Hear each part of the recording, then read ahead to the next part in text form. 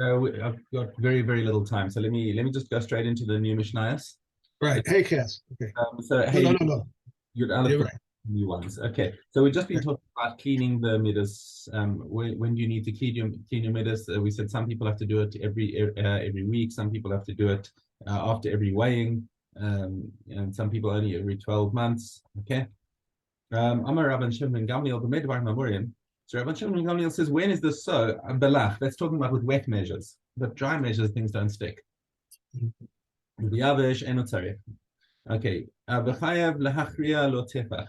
And furthermore, the custom in the time, the custom in his place was that when you were weighing things on a scale, you must let the scale drop a tefach with produce, so that he's getting more than he's paying for, just to make sure that you're not cheating the customer.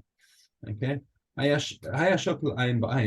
in a place where they weigh things exactly evenly, nothing lo geramav, then he has to give him geramav, which is a little bit. He still has to give him a little bit extra on what he actually is paying for. Echad la'asar balach, so one so 1/10 extra with wet measure, ve'echad le'esrim bi'avesh, and 1/20th extra with dry measures. Okay.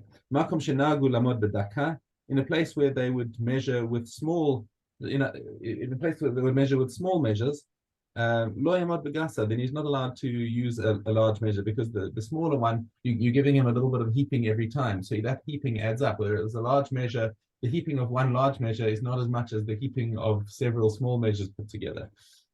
So if that's the minhag, okay, then you shouldn't measure with a large one. Begasa lo yamod bedaka, and with the if the minhag in place is to measure with a large measure, then he shouldn't deviate from the minhag makom.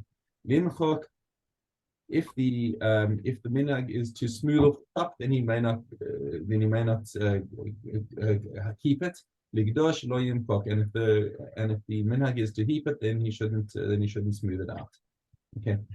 So this is because all of this, we want everyone to keep to the same minhag, so that nobody should be cheated or overcharged, and whatever basically the bottom line is, always stick to what's the minhag makom. Yeah. Perik Vav, hamochet peres lechavero velo tzimko. If somebody sold produce to his friend, now he's just sold grain, and the expectation, we don't know. We don't know if he's using it for food or for seed. And turns out that the guy used it for seed, and it failed to sprout.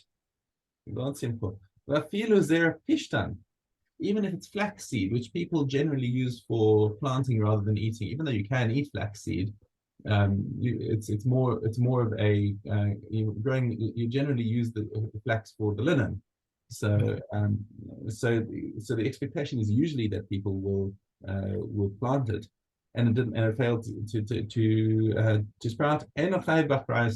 The seller is not liable for the fact that the seeds failed to sprout, because he said, I thought you were buying it for food. In which case he doesn't have to say, I didn't, you didn't tell me that you wanted to proceed. I wouldn't have given it to you. Okay.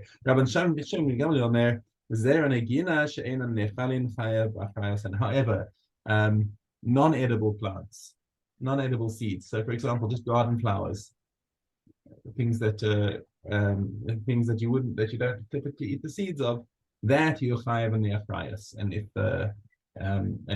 those fail to sprout, then the buyer can come back to the seller with a warranty claim, say that, I want my money back. You gave me seeds and they didn't grow, because there's no way that he thought that they was going to eat them. By the But way, why is the seller liable though in any of these cases? Because maybe there wasn't enough rain, maybe there wasn't, the ground, why should he be I liable? think the question over here is where it's clear that the seeds themselves were not fertile.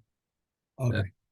Um, and by the way, we say it sounds like Rabbi Shimon ben Gamliel is a dissenting opinion over here. But it seems like there are two ways of reading this Mishnah. One is that he's disagreeing. Even the Tanakama would agree, though, that there is a certain warranty implied by the um, when you sell the seeds. But the Tanakama would say all he has to do is refund him the price of the seeds. Whereas Rabban Shimon ben Gamliel also says you have to refund him his costs because you gave him garden seeds that didn't grow, and he went and spent money on planting them and and doing whatever, and that also is a loss that you caused him. So, and that would not be the halacha. However, there's another way of reading this Mishnah, which is that Rabban Shimon ben Gamliel is actually the Tanakama, and it's all just one opinion being stated in the Mishnah. Okay. Hamocher peiros lechavero, again, selling produce to his friend. We're not going to be small-minded about this and say, oh, because there's a small portion of it that is that's chaff, or that's just not inedible stuff. You can't come and claim that you didn't give me enough wheat because you've got so much of the husks inside the produce. We accept that there's a rubber cup of waste in every sa'ah of grain. Similarly with figs. 10% of them are probably going to be wormy. Okay. Martev shal yain, if he sells a cellar of wine, then out of 100 barrels, 10 are probably going to be sourish, and that's just life. You can't come back and claim everything back.